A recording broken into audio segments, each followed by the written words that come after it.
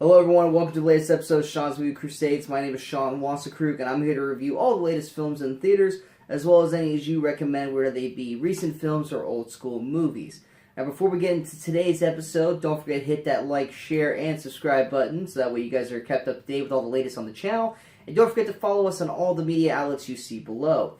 Now today is a special episode as we're going to go over the top actor performances of 2018. We also have other videos such as top supporting actor performances, top supporting actresses and top directors of 2018. Those films you can find in the video section on the channel. So if you guys want to see those videos, head on over there and you can watch them over there.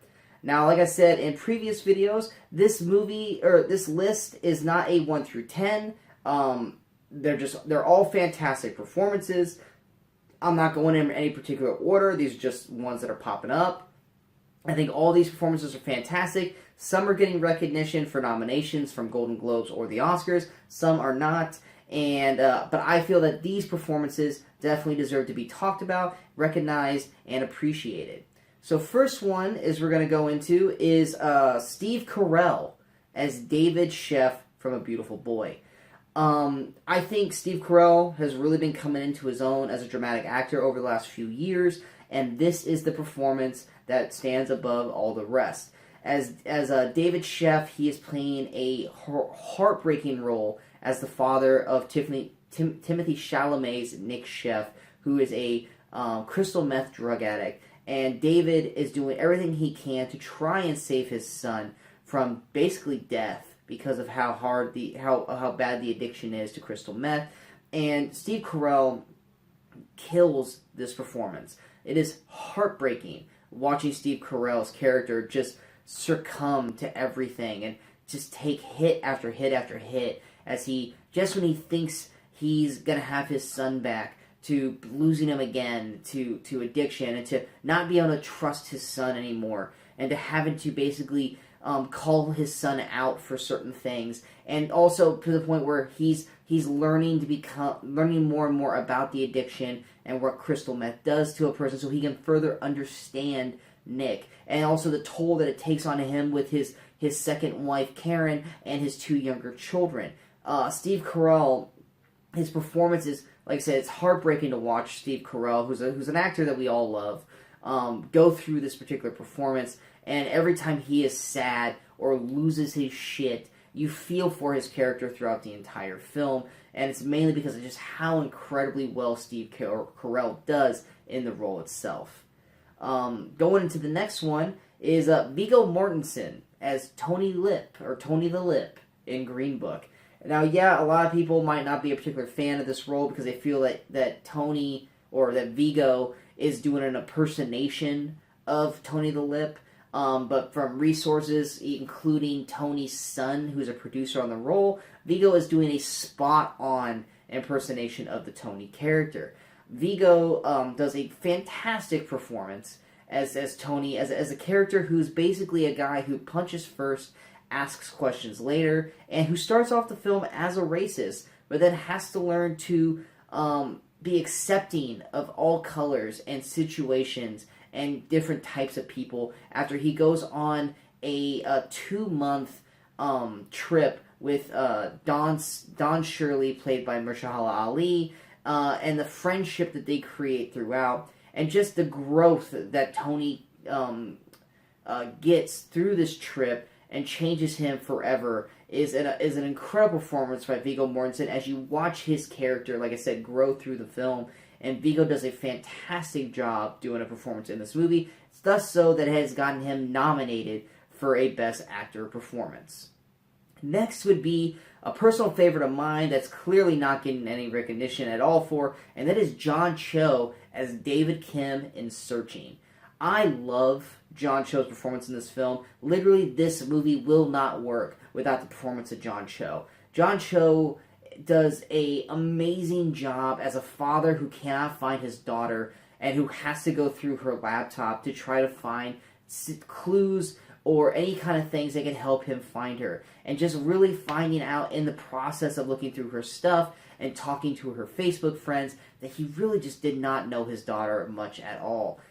He thought his daughter was okay after the loss of her mother, and you really find out that she's very secluded, a loner, and just a heartbreaking, just like with Steve Carell, a heartbreaking role for John Cho to perform, to the point that throughout the film, and just like with Carell in Beautiful Boy, you can see his body just physically start to break down from all the stress and emotional weight that his character has to perform throughout the film. And it's a sight to be seen just how amazing John Cho's performance is overall. It is a movie that should be watched by many people, if not for just the great film it is overall, but for Cho's performance in its entirety. The next one, also not going to get much recognition, but I thought was a fantastic role, was Nick Anderson as Simon from Love, Simon. Nick Anderson does a great job as being a coming-of-age movie about a boy who literally has it all. He has great friends, a great family, great things going for him, except that he is a homosexual, and he doesn't quite know how to come out because he's afraid of how his life will change and how he will be treated if he does. The scene in which Nick gets outed by a classmate to the world is such a powerful scene. And Nick Anderson does it amazingly. It is such a heartbreaking scene, as well as his scenes he later has with Josh Duhamel, his father, and Jennifer Gardner, who plays his mother. Both those three scenes in of themselves is reasons why Nick Anderson belongs on this list, and should definitely be watched by anyone who loves coming-of-age movies, or movies about people who are coming out of their shell to become their real selves. Next is one that I personally think is a phenomenal performance, but it's not probably going to get any recognition at all, mainly because of the movie and the character he's playing, and that is Josh Brolin as Thanos in Avengers Infinity War. I think Josh Brolin, even though he's mocapping this entire performance, gives us so many layers to the Thanos character. And just like I mentioned in an earlier video with Michael B. Jordan, Killmonger, I fully understand and reason with Thanos and what Thanos is doing. Yes, he is going about it entirely the wrong way, but it makes sense for why Thanos is doing this. He's not doing it for power. He's not doing it because he wants to rule. He's literally doing what he's doing to try and save everybody. He's just doing it a horrible way, and there are probably better ways he could have gone about it. But Thanos is such a strong character, and it's mainly because of how Josh Brolin portrays him. One particular standout scene for me is literally the scene where he goes for the Soul Stone, and his scene with Gamora. I'm not going to go any further into it, but anyone who's watched the movie knows what I'm talking about. That scene with Gamora is really what is such a standout performance, and what makes Josh Brolin the perfect choice to play Thanos, and really adds so much layer to the Thanos' character overall, where a lot of people didn't think that he really did care about Gamora at all. You could really tell that he really did feel like a father, and Gamora as his daughter, and it does still react, and he still holds that weight throughout the rest of the film. And I think Josh Brolin did a fantastic job, and it's just not getting nearly enough recognition for the role its own. Next is another one from another superhero film, and that is Chadwick Boseman as T'Challa in Black Panther. Now, while he is not the best performance in Black Panther, that clearly goes to Michael B. Jordan. I feel like Chadwick Boseman did a great job as T'Challa overall, and really carries the film throughout. Yes, he is kind of playing more of the Simba character from Lion King 2, Simba's Pride, but Chadwick Boseman really starts to come into his own as a lead actor, and proves that he can carry a franchise as well as many other films, as he will likely do as Black Panther in future MCU installments. Next would be a personal favorite of mine, and that is Jeff Bridges as Father Daniel Flynn at the Bad Times at the El Royale. Jeff Bridges, phenomenal actor in his own right, but I love his scenes as Daniel Flynn in this film. Whether it's just his standalone scenes where he's talking with Darlene, or at the end with Chris Hemsworth, Jeff Bridges has great sense of monologuing throughout the film, and he just knocks it out of the park. I think Jeff Bridges, he's not getting any recognition for this role, which is sad.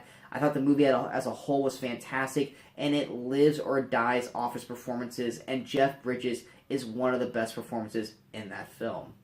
The next one is one that I feel is being criminally underrated and is also not getting the recognition it deserves, and that is John Krasinski as Lee Abbott in A Quiet Place.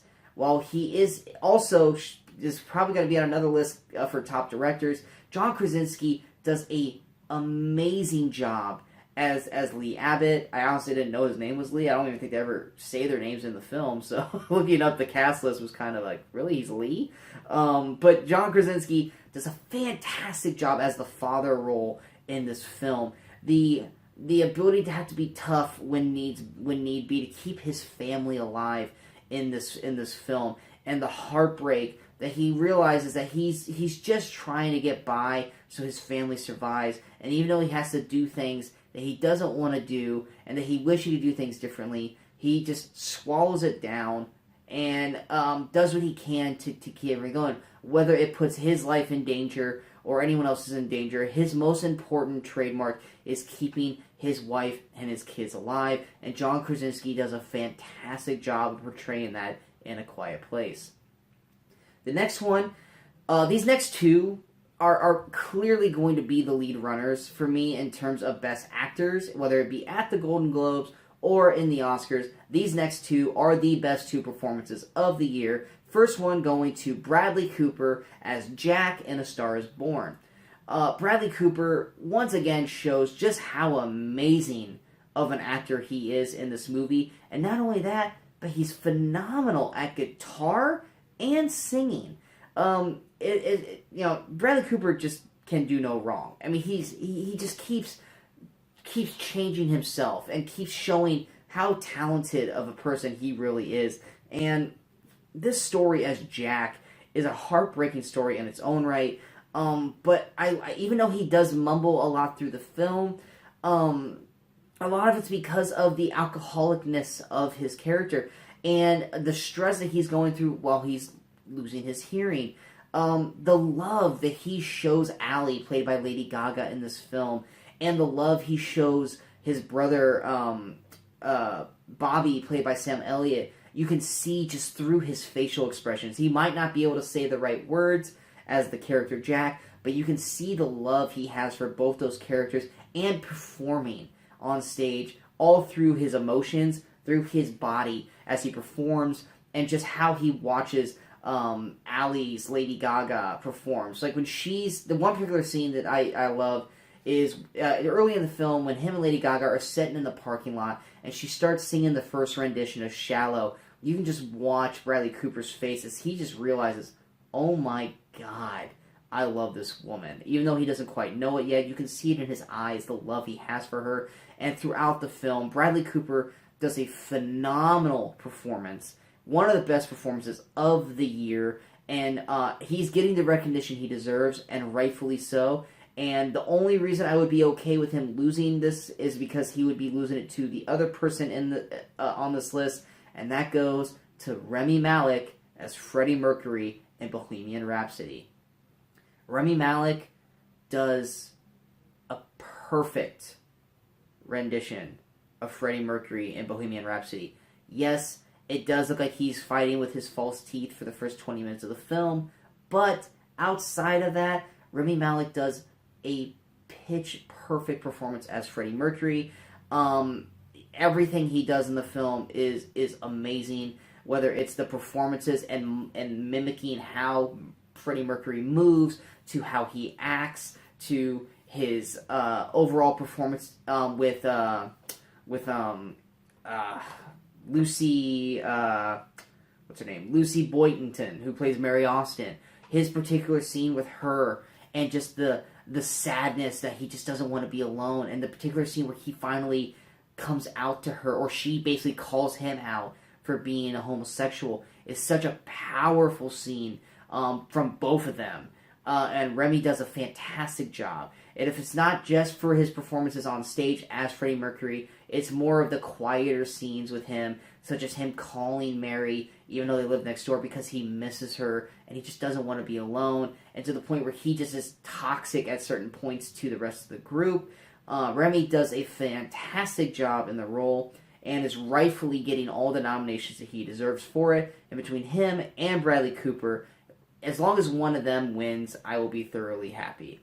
And that basically tops off the list for top acting performances of 2018. I hope you guys enjoyed the video, and if you did, you go ahead and hit that like button. If you feel this should be shared, you can go ahead and share it as well. But don't forget to subscribe to the channel so you stay up to date with all the latest videos that pop up on the channel. And also don't forget to follow us at all the media outlets that you see below. And until next time, good morning, good afternoon, and good night, Movie Crusaders.